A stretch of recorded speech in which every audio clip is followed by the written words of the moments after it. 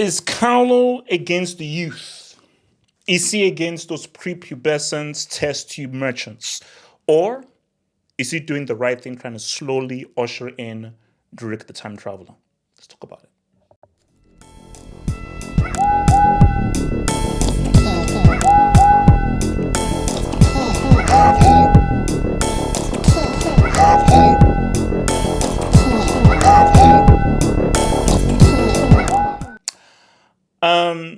Let's talk about it. So, are you annoyed when people say that you don't use gangsters, that you don't use youngsters and don't make substitutions? No, I'm not annoyed because it's not true. I The latter part I don't agree with. I think that, bro, if you remember that Real Madrid run is legendary for the kind of substitutions that Carlo made. So in terms of substitutions, sometimes he makes them too late, but that's one of his greatest strengths as a manager are his substitutions and him knowing when to make those changes. So that I don't agree with. You don't use youngsters. That takes a nuanced take. So it says you say that. So this is from Carlo. You say that Endrick is not playing a lot, that I'm not giving him minutes, but you have to think that he's very young. Endrick has to adapt. I don't help him if I use him when the team is in a difficult moment. So I've been one of those guys that has been saying that, look, based on Real Madrid's situation, based on them selling Joselu, I do feel like if Endrick should be given more time. It's obvious Mbappe is not a striker. And it's obvious that Vinny's is at his most potent and his most dangerous out wide on the left.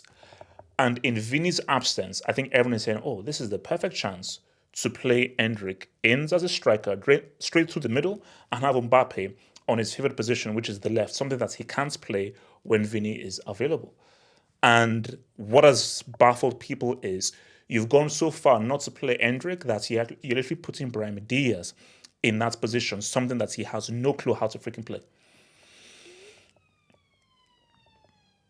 I don't agree with Carlo. I told you I'm not like, oh, it's a bit of both. I hate that answer. Oh, it's a bit of both. It's not a bit of both.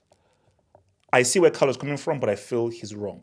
But let me explain this, see why I believe where Carlo is coming from. Real Madrid are not firing on all cylinders right now. The worst thing to do for a young player coming into a big, huge team is for him to come in when the team is not playing well and then completely mess up, and then that even knocks his confidence even more. Because the worst thing that can hamper a young player is their confidence being knocked down. That's the worst thing. So for a new guy coming in, he's very young. If he's coming into a team that's not functioning well. If Real were functioning well, we're winning games, firing on all cylinders, then come in, play, do your thing, and flex. So I understand it from that point of view where it's like, look, we're not winning games. We're not playing smoothly. I'm still trying to figure out where Mbappe plays, where Bellingham plays, trying to maximize the team, trying to sort out the midfield. We are dealing with injuries as well. So let me get the team right. Let me get the balance right before thinking about giving this guy minutes. Okay? Like, this isn't a marquee 27, 28-year-old player who's at his peak. This is a guy that is super talented, amazingly talented, but he still needs to grow. He still needs to adapt, and he still needs to develop. I'll come on to Endrick. So, look, we have to give Carlo his kudos.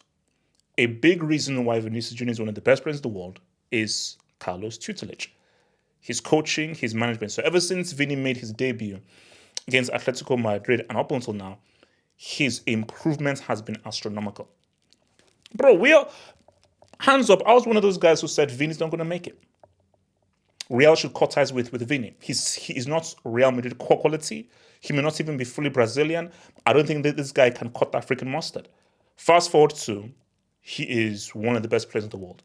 And he literally is a game changer and he's a floor raiser. So, and a lot of that, of course, is due to Vini's development, but a lot of his development, which comes from training, from coaching, from advice, from instructions, comes from the manager. And the manager who has had the biggest impacts on Vinicius Jr. has been Carlo Ancelotti. So the criticism of he doesn't know how to work well with youngsters, I think you can refute that by saying, look at what he's done for Vinny. But I've known Carlo for a long time, ever since his Milan days. Which is why there is some truth to that youngsters thing. Italians, specifically old school Italians, it's about loyalty and it's about respecting your elders. And Carlo Ancelotti, you cannot change your core. You can't change your core as a manager, you can't change your core as a human being. Carlo at its very core is respect your elders.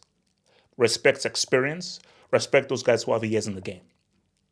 So that's why guys like freaking Costa Curta was playing until his 80s and 90s at AC Milan.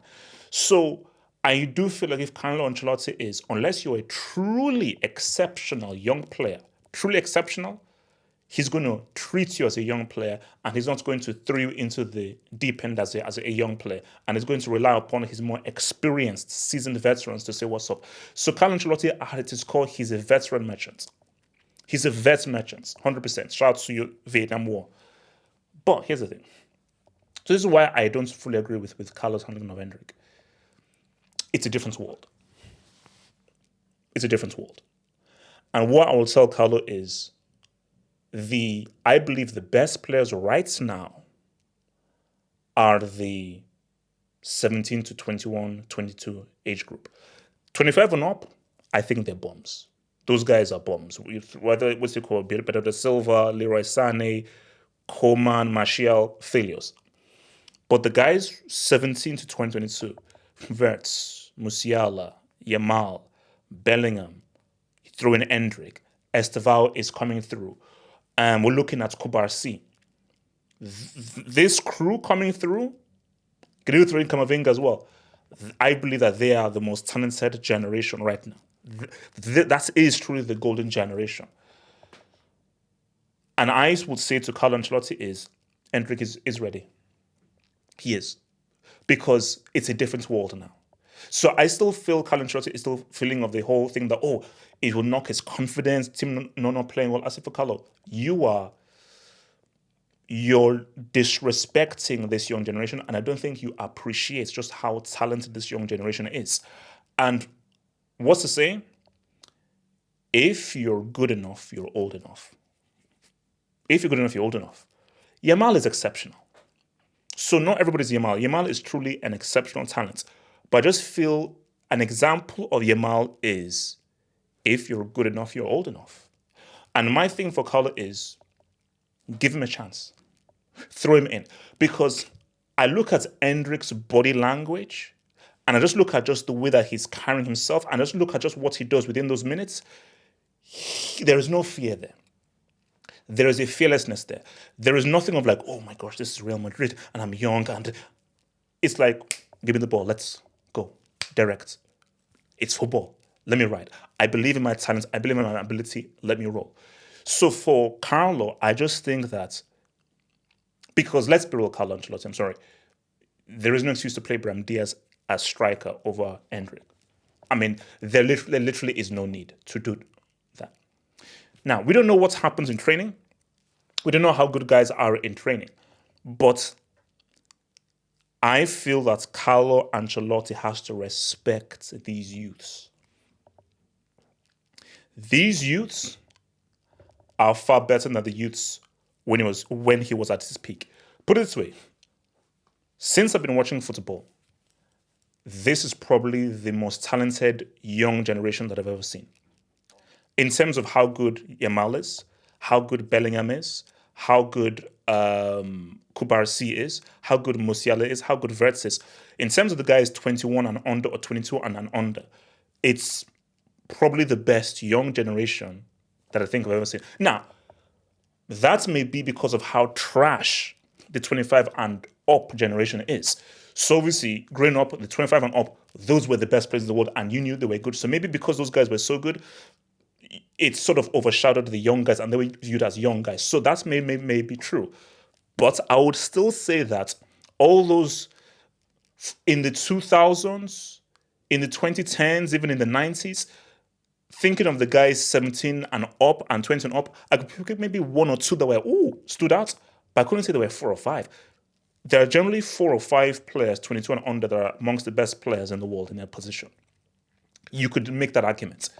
So you could even probably throw in Saka in there. You could even make a Saka argument. And I think, Odegaard, how old is your boy?